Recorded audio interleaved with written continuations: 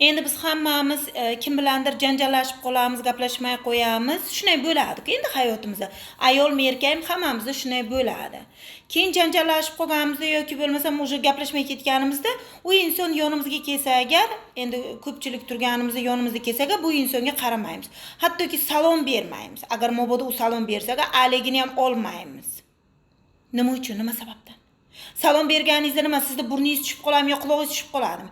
Yo u salom berganda siz uni aligini olsangiz nima, ko'zingiz tushib qoladimi? Hech qayeringiz tushmaydi.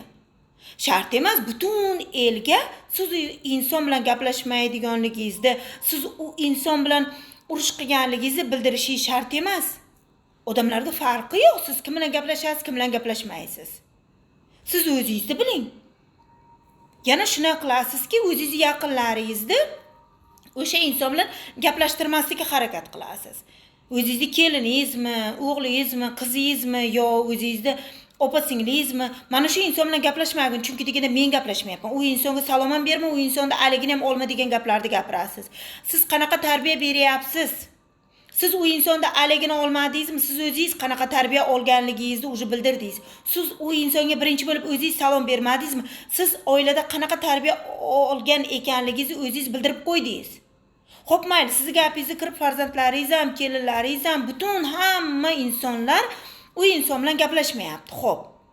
Keyin siz bir kun kelganda u inson bilan yarashdingiz. Yarashganingizda nima deysiz? Bo'ldi, men u inson bilan yarashdim, endi hammalaring u inson bilan yarashinglar deysizmi?